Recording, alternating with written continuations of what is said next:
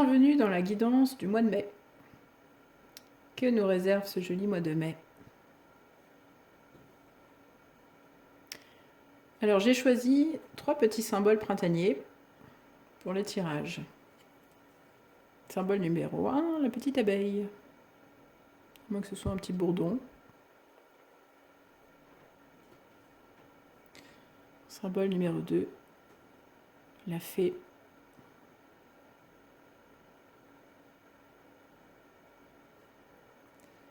Symbole numéro 3, le myosotis.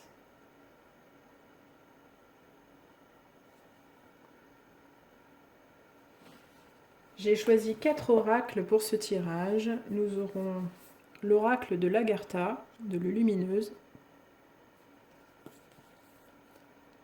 la voix des artisans de lumière, de Rebecca Campbell, l'oracle du fond de l'âme enchantée de Fabienne Gracia, en auto-édition, avec ses propres dessins d'ailleurs, et l'oracle des esprits animaux.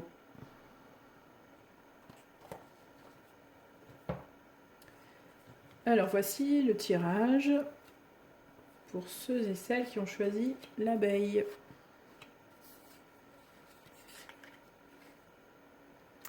Nous avons message des anciens Toltecs, le courant. Alors ici on voit un oiseau, ça pourrait être une colombe, un oiseau qui s'envole, qui écarte ses ailes et qui pour autant est quand même retenu, je dirais, à l'intérieur d'un cercle imaginaire.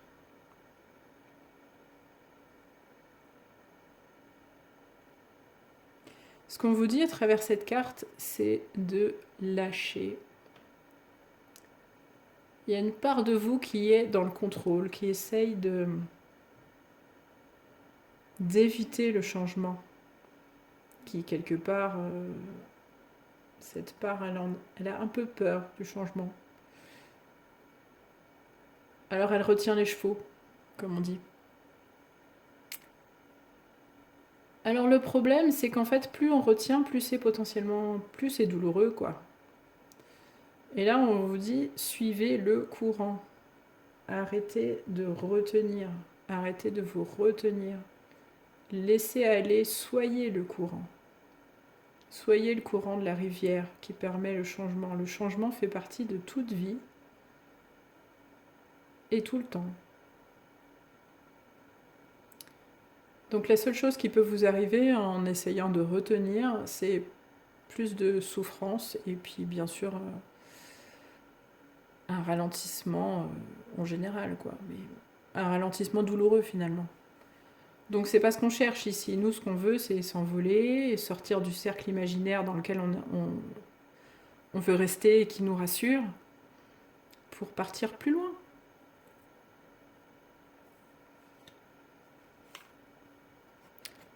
Ancrez-vous à la terre, en pâte, hypersensible, connectez-vous à la nature. Alors, ça peut être une bonne manière de vous rassurer pour pouvoir sortir de vos limitations.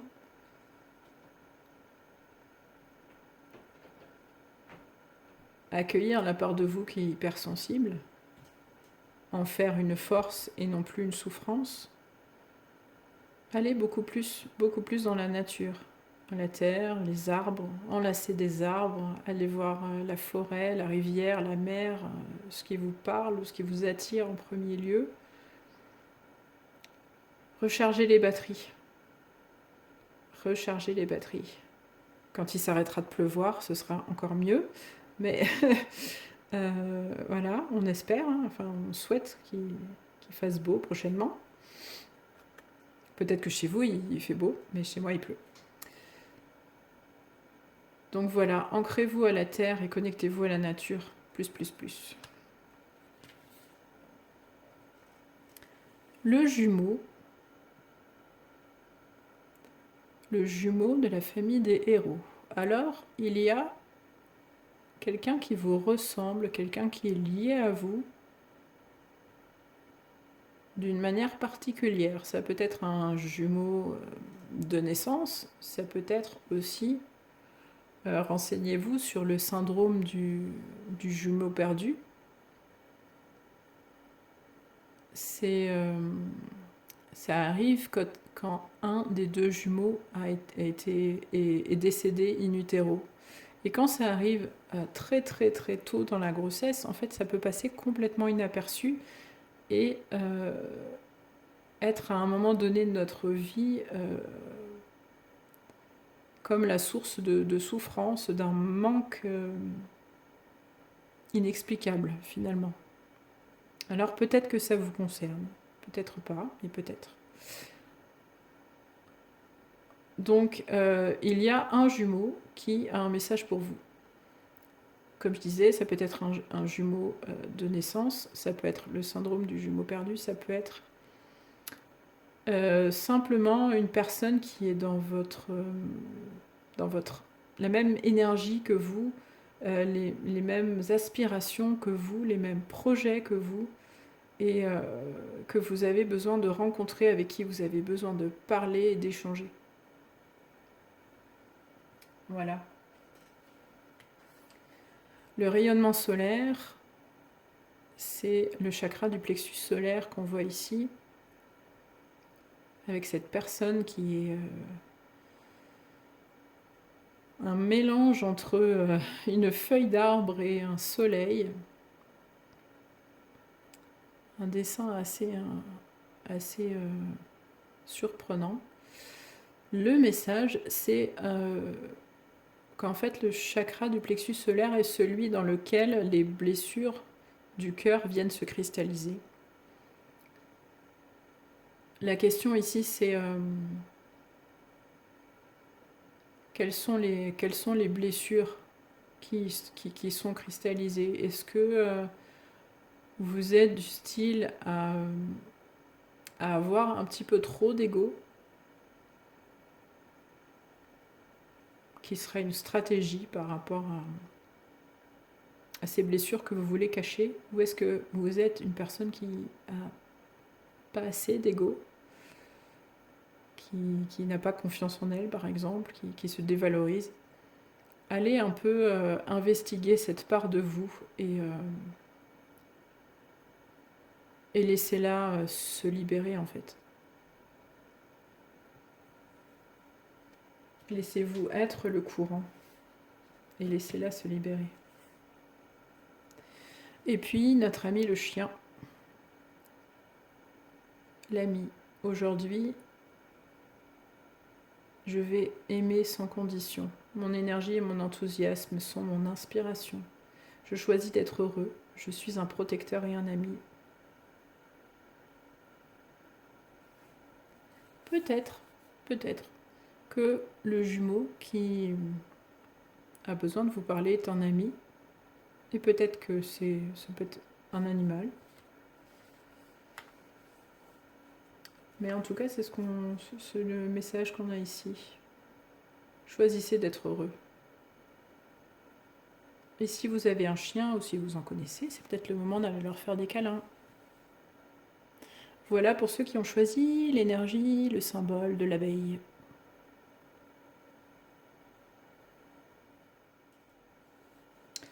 Pour les personnes qui ont fait le choix numéro 2, qui ont choisi la petite fée,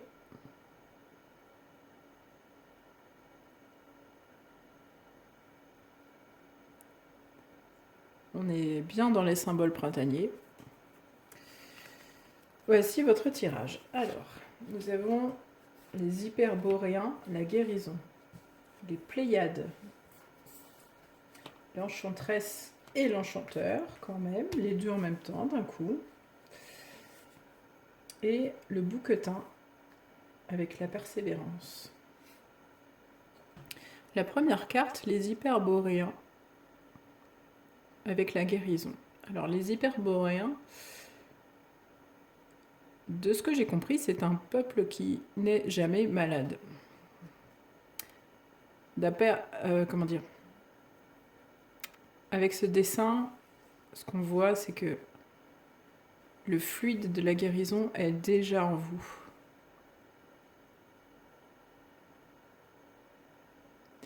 Il circule à l'intérieur de vous. Cette part de vous qui est reliée aux hyperboréens, cette part de cosmos, cette part de possibilité. Le message qu'on vous adresse, c'est qu'en fait, peu importe les symptômes que vous avez, les fatigues, les douleurs, la maladie, peu importe le temps depuis lequel ça a commencé, tous ces symptômes-là, il est nécessaire d'accueillir tous ces symptômes, la maladie telle qu'elle est, dans votre corps, de lâcher toute forme de colère ou de résistance, de frustration par rapport à tout ça, afin de réaliser que la guérison et le potentiel de guérison, il est déjà à l'intérieur de vous. Et en fait, il n'attend que ça. Simplement l'accueil et l'acceptation. On est encore là dans le laisser être.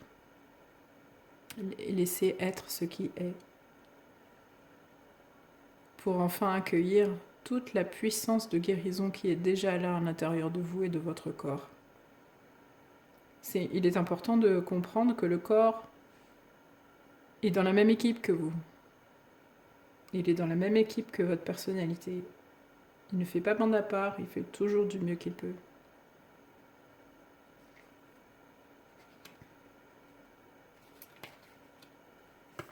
Les Pléiades, double mission, canaliser et élever l'humanité. Bien ici, on a des personnes qui lévitent dans l'atmosphère. Alors, ce qu'on vous montre là, c'est que vous avez la possibilité en vous d'être complètement connecté aux Pléiadiens, entre autres, d'être connecté, d'être, comment dire, cet oracle vivant, cette personne qui va transmettre des messages, des informations pour le bien des gens, de l'humanité en général et de certaines personnes en particulier.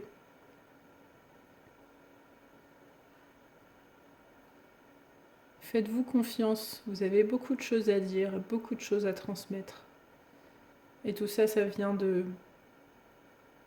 plus loin que vous. Vous avez des possibilités, vous êtes bien plus grand que ce que vous pensez par rapport à ces capacités-là, en fait.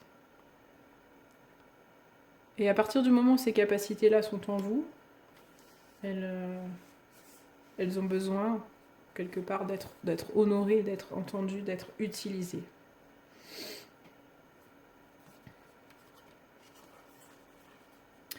Ici, on a l'enchanteresse et l'enchanteur. Alors, je tiens à préciser que mon paquet était bien mélangé, qu'elles sont sorties en 2 fois, séparément.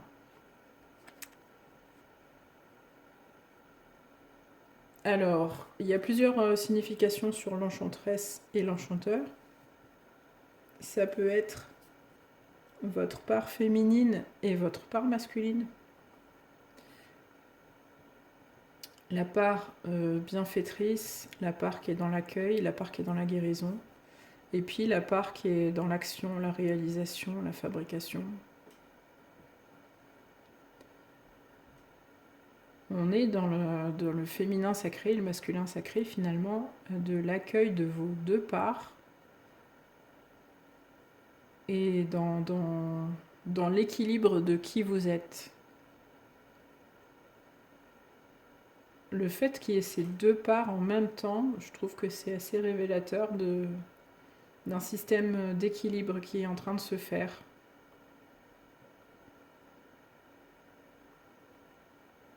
D'après le livret, ces deux cartes peuvent aussi symboliser le fait qu'on vous conseille d'aller voir une thérapeute ou un thérapeute si vous êtes dans une période éventuellement de maladie, de déséquilibre, ça peut être l'occasion d'aller voir quelqu'un qui pourra vous aider. Là aussi, faites-vous confiance pour choisir la bonne personne. Et puis ça peut être aussi le symbole du couple. Alors le couple du féminin sacré et masculin sacré à l'intérieur de vous, et le couple, vous et une autre personne. Ça peut être le moment d'une rencontre. Et ça, c'est cool. Le bouquetin, lui, est symbole de persévérance. Vous avez beaucoup de cadeaux. Il n'y a pas de problème à exprimer la puissance de votre esprit. Avec patience, vous pouvez atteindre les sommets. Ne laissez jamais tomber. Et la chance vous sourira, vous suivra.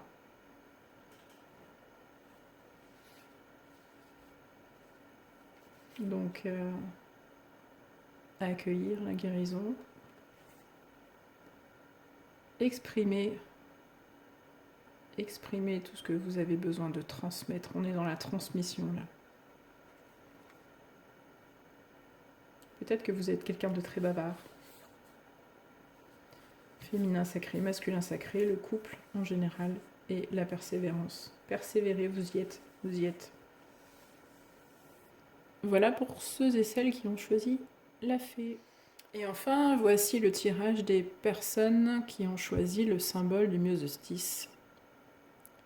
Jolie petite fleur de printemps, ici réalisée au crochet. Évidemment, c'est pas une vraie. Voici le tirage.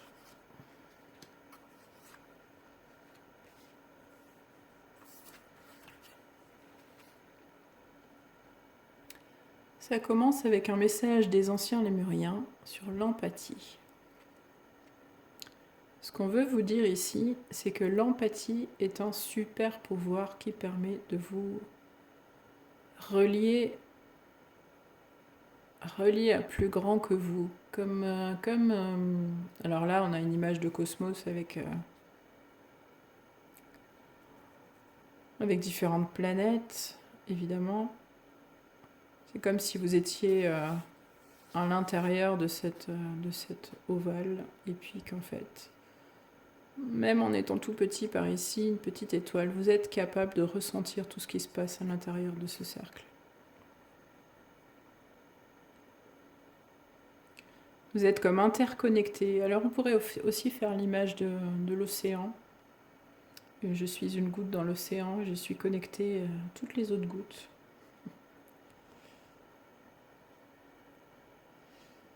Ce qui est important de se rendre compte, c'est que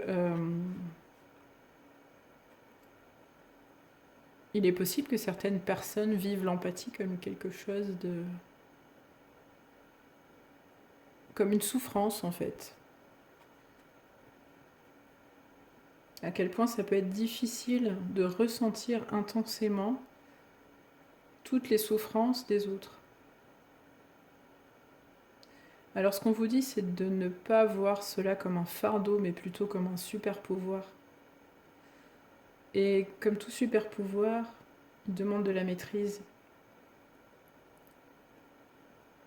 pour profiter, faire grandir cette manière d'être connecté au tout, au grand tout, et à tout ce qui bat dans le cœur de chacun d'entre nous, sans se laisser déborder tout court. Sachez que c'est possible d'apprendre à maîtriser ça, et que c'est loin d'être un fardeau, c'est un cadeau.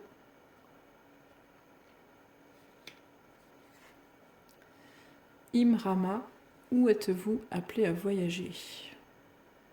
Alors Imrama signifie le voyage de l'âme. Vous voyez ici un personnage qui avance dans les eaux. On dirait qu'elle lévite au-dessus de l'eau d'ailleurs. Et puis tout autour, une sorte de temple sacré.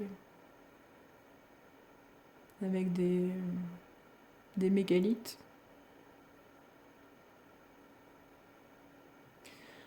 Où êtes-vous appelé à voyager ? Votre âme a demandé un voyage vers un temple sacré afin de se souvenir de quelque chose d'important, de quelque chose qu'elle avait appris et qui est sur le point de ressurgir dans votre vie. Donc là, c'est le moment. Alors un temple sacré, ça peut être un lieu sacré, un lieu de haute vibration qui est sur Terre. Ça peut être un lieu tout à fait quelconque pour le commun des mortels, mais qui est très important pour vous, précisément. Et pour votre âme en particulier. Et puis ça peut être aussi un voyage intérieur. Pas forcément partir au Tibet, même si ça peut. À vous de voir ce qui vous parle. Là, il y a quelque chose qui vous pousse parce que c'est le bon moment. C'est une possibilité. À vous de voir si vous voulez la suivre et où aller. Quelle part de vous a besoin de se réveiller maintenant ? Guider. La carte, la famille des dons. Alors, sans doute que l'empathie et le fait d'être un guide, ça ferait un bon ensemble. Vous avez en vous cette possibilité qui demande ici à s'éveiller encore plus qu'avant, d'être le guide des âmes perdues, qu'elles soient vivantes ou décédées. Celui qui peut comprendre, celui qui peut assister, celui qui peut choisir les bons mots pour aider d'autres âmes à s'élever plus haut.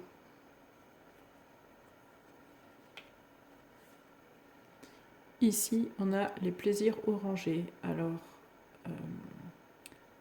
c'est le chakra solaire. Non, pas le chakra solaire. Le chakra orange. Attendez voir 2 secondes.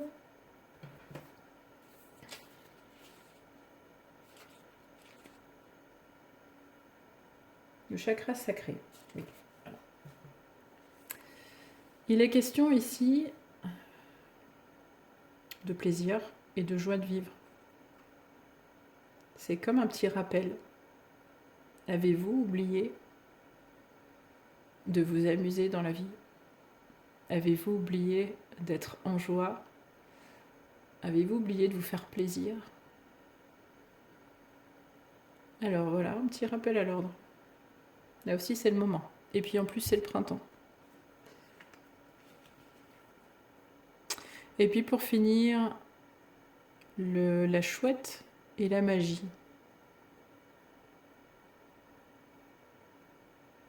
Choisissez de connaître la vérité parce que vous le pouvez. Ouvrez votre vision intérieure. Vous pouvez voir à travers les déceptions. Laissez le passé partir et faire une place pour une meilleure vie. Grandissez, la magie est votre droit de naissance.